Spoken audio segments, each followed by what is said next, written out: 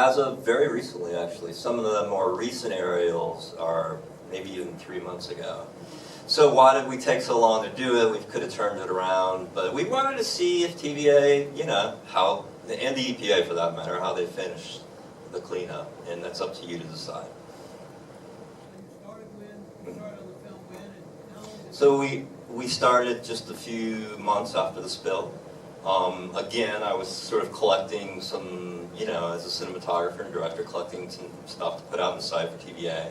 Then I just stuck with it all the way up until yesterday. Another question? Yes. What happened yesterday? What are the developments since what we've seen? Because I literally finished editing this thing. I brought the Blu-ray up about 2 hours ago, so that's what I mean by that. No, but I mean, what are the developments within what the EPA and TVA? So I think what the cell is almost completely sealed up now. So they, as you saw, they went from wet to dry, and they're actually sealing off that cell. So, and they're also laying, I think TVA spent like $10 million on Swan Pond. To turn it into parks and what have you. So I wanted to get some of that footage as well, although they're not quite done yet. So I wanted to wait as long as I possibly could to present this film. Yes? One of the concerns about something like this is the long-term medical effects, and I'm wondering, is anything starting to be seen, or is it just too early? Well, I'm going to hand that to Stephen Smith because he's much more of an expert at that than I am.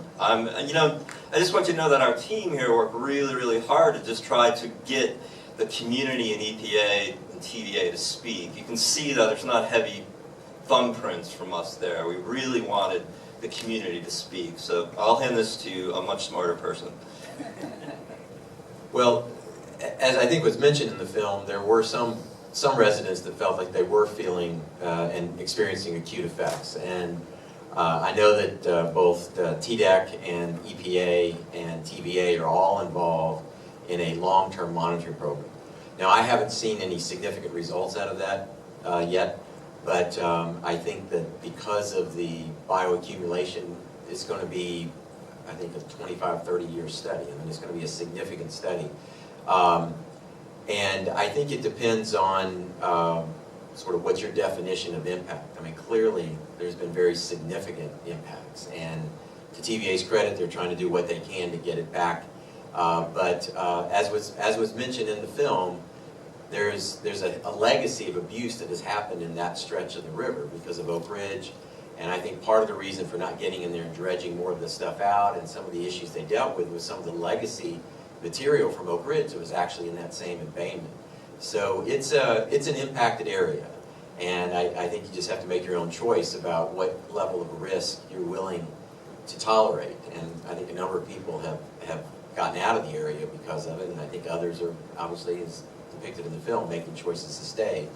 But there's a significant amount of material that and exposure that has taken place. Yes.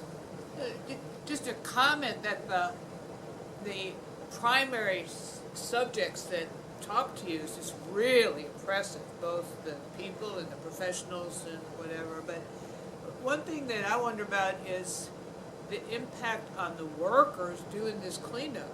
Is anyone looking at the health implications for them? That's a really good question. I cannot answer that personally, but I do know that they were tested themselves.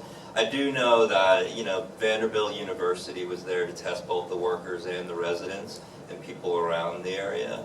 And as of now, everything is good.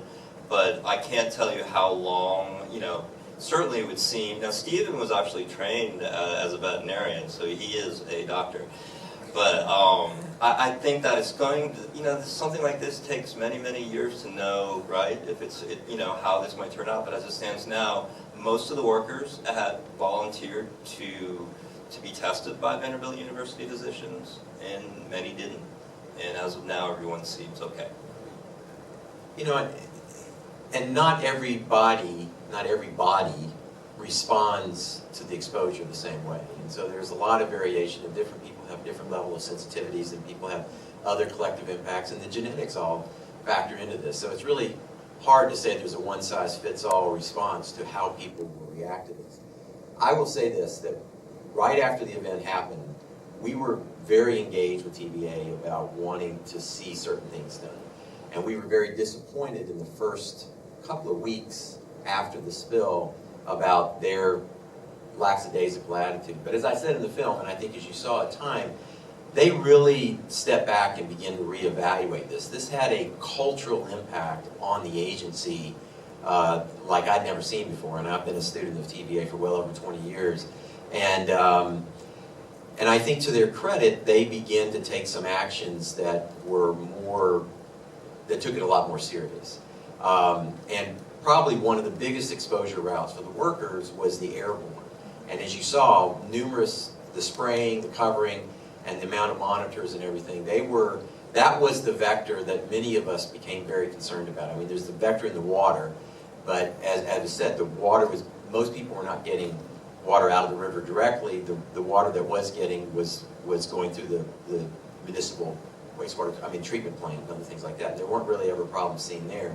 But the airborne issues, and as you saw, that gentleman's van was coated, and you know, but they, for the site that they were controlling, were very aggressive about watering it down and keeping it under control. And I think that's what would have minimized exposure to the workers. But you know, again, a lot of people make tough choices about where they work, and I'm not sure working in the midst of a coal ash cleanup is I would consider that higher risk employment personally. Yes. I actually bought a lake house in Southern County a couple of years ago, and so I had a lot of questions about the environmental issues. And Sure. I think the feeling in the community is that because the EPA is involved, that lake will end up being cleaner than many lakes in Tennessee because of the ongoing monitoring and cleanup that's happening. Do you all feel that's true? I'm sure, you know, it's hard to say. Again, you know, only from a documentarian looking at it, you're right. There's a tremendous amount of air quality and water quality testing going on. So, you know, they're still under a tremendous amount of scrutiny, and they will be, I'm sure, for a few more years. You know, you can't have that volume of material put into the water and it not have an impact. Their strategy, as was their strategy from the legacy from Oak Ridge, because as was mentioned, if you go downstream, there's 70 metric tons of mercury in the Watts Bar Reservoir. There's a whole layer of radioactive material that was laid down in the 50s and 60s. And Watts Bar Reservoir is a Superfund site, technically. It's on the national priority list.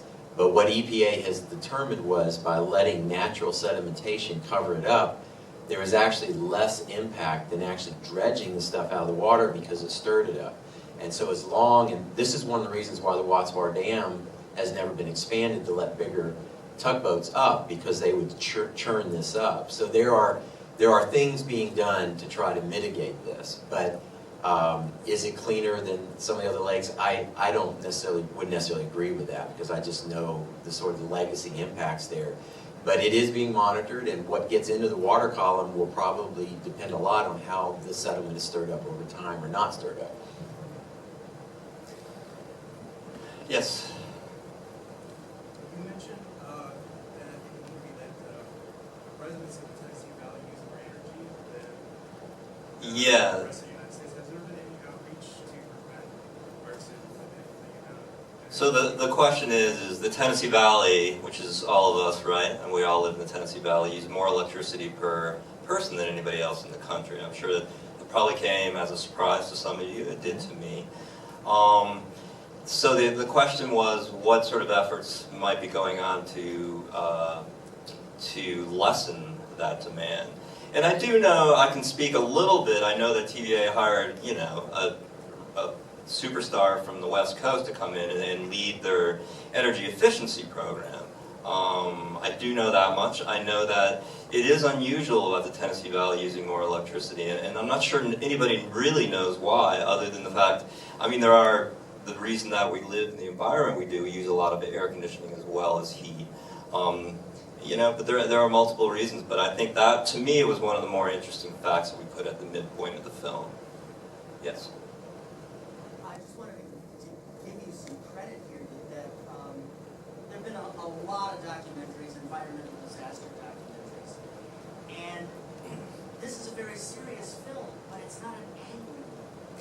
And I think because you're so even-handed, the fact that the TVA people wanted to tell their stories and come across as caring, responsible, reasonable people, I think keeping the temperature of the film down, I think, gives it more impact than actually making an angry statement one way or the other.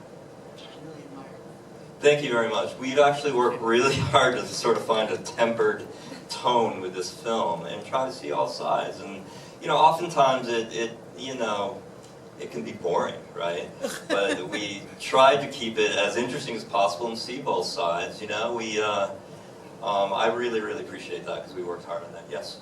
And to follow that up, I was impressed with, I don't know if it shows the people or if they people or that they really made people into the people, but they seem very, very sincere, and I was impressed with the amount of women that have positions within those organizations that refused.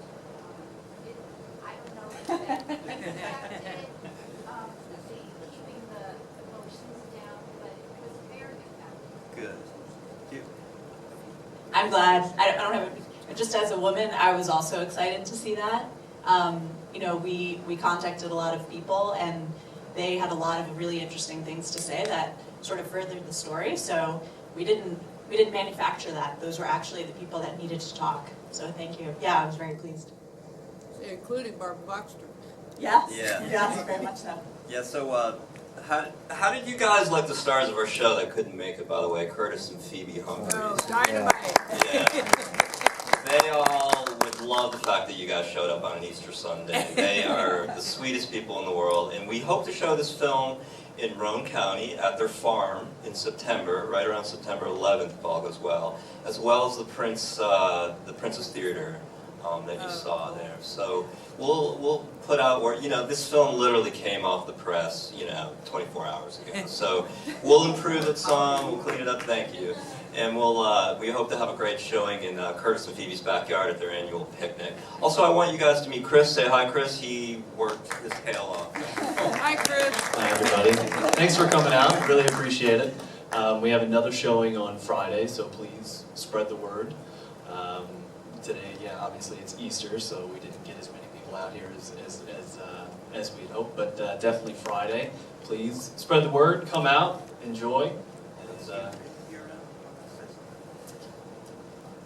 I just want to congratulate the team that put this together, because it was a lot of work, and we sort of tracked with them once we got involved with it a little bit, and we've been impressed with what they've done, and I think it's a tribute to the team and everybody. So, and I think it's got an important message, because again, most people do not know where their power comes from, how it's generated, and don't think about the implications. But how we produce and consume energy in this country has an enormous environmental footprint, and so understanding, and there's a lot of tough choices that have to be made on a daily basis to flip on a light switch, and so to really get a perspective on that, I think is important.